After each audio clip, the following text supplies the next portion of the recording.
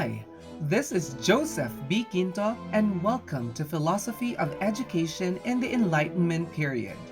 The European Enlightenment was an intellectual movement of the 17th and 18th centuries in which ideas concerning God, reason, nature, and humanity were synthesized into a worldview that gained wide assent and instigated revolutionary developments in art, philosophy, and politics. Let's concentrate on the sources and development of Enlightenment thought. The powers and uses of reason had first been explored by the philosophers of ancient Greece, who discerned in the ordered regularity of nature the workings of an intelligent mind. Rome adopted and preserved much of Greek culture, notably including the ideas of a rational natural order and natural law. Amid the turmoil of empire, however, a new concern arose for personal salvation, and the way was paved for the triumph of the Christian religion. Christian thinkers gradually found uses for the Greco-Roman heritage. The system of thought known as scholasticism, culminating in the work of Thomas Aquinas, resurrected reason as a tool of understanding but subordinated it to spiritual revelation and the revealed roots of Christianity. The intellectual and political edifice of Christianity, seemingly impregnable in the Middle Ages, fell in turn to the assaults made by humanism, the Renaissance, and the Protestant Reformation. Humanism bred the experimental science of Bacon, Copernicus, and Galileo, and the mathematical rigor of Descartes, Leibniz, and Newton. The Renaissance rediscovered much of classical culture and revived the notion of humans as creative beings, while the Reformation, more directly but in the long run no less effectively, challenged the monolithic authority of the Roman Catholic Church. For the German reformer Martin Luther, as for Bacon or Descartes, the way to truth lay in the application of human reason. Received authority, whether of Ptolemy, the originator of the earth-centered model of the universe, in the sciences, or of the Church in matters of the spirit, was to be subject to the probings of unfettered minds. The successful application of reason to any question depended on its correct application, on the development of a methodology of reasoning that would serve as its own guarantee of validity. Such a methodology was most spectacularly achieved in the sciences and mathematics, where the logics of induction and deduction made possible the creation of a sweeping new cosmology. The success of Newton, in particular, in capturing in a few mathematical equations the laws that govern the motions of the planets, gave great impetus to a growing faith in the human capacity to attain knowledge. At the same time, the idea of the universe as a mechanism governed by a few simple and discoverable laws had a subversive effect on the concepts of a personal God and individual salvation that were central to Christianity.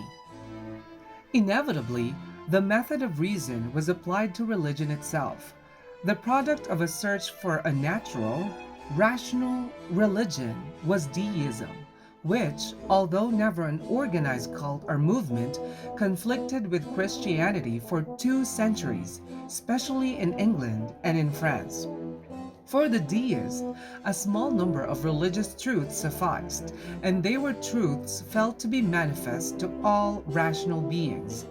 The existence of one God, often conceived of as architect or mechanician, the existence of a system of rewards and punishments administered by that God, and the obligation to be virtuous and pious.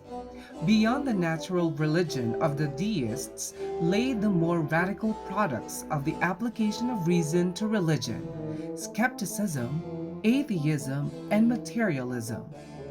The Enlightenment produced the first modern secularized theories of psychology and ethics.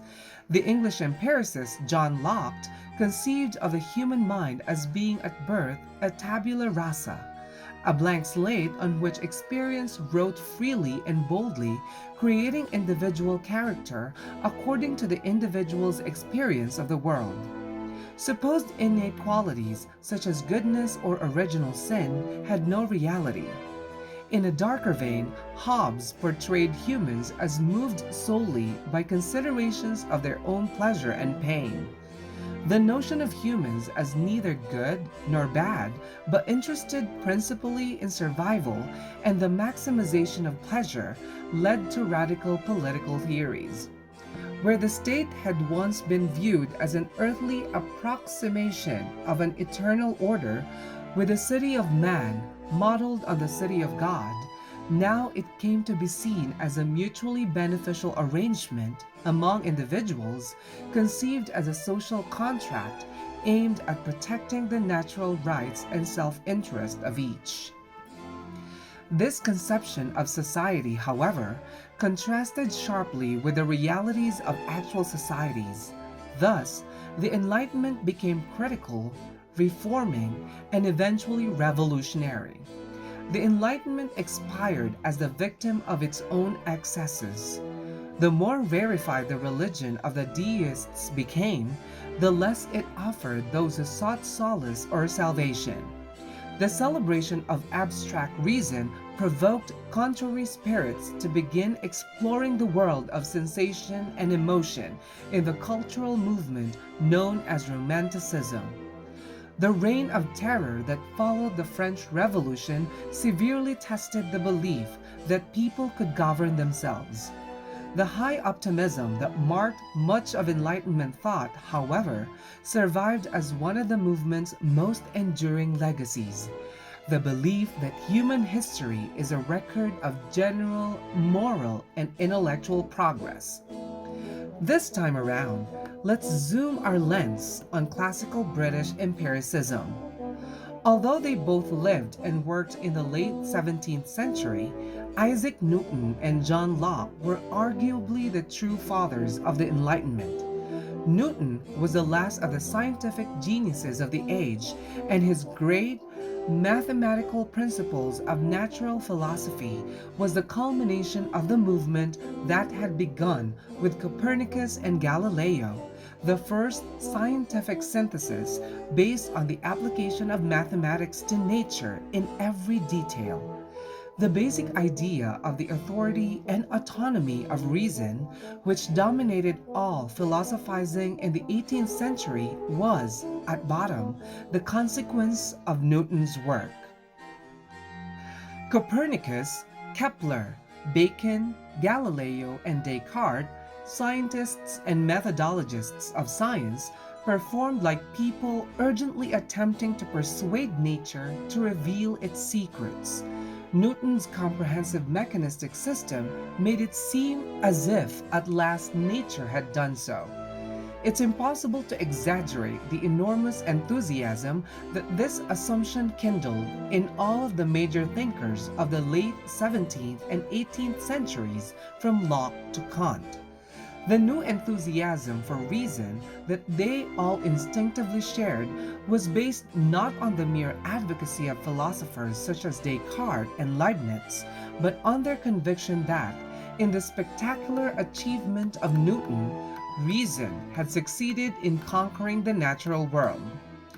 Two major philosophical problems remained: to provide an account of the origins and extent of human knowledge, and to shift the application of reason from the physical universe to human nature. These two basic tasks represented a new direction for philosophy since the late Renaissance.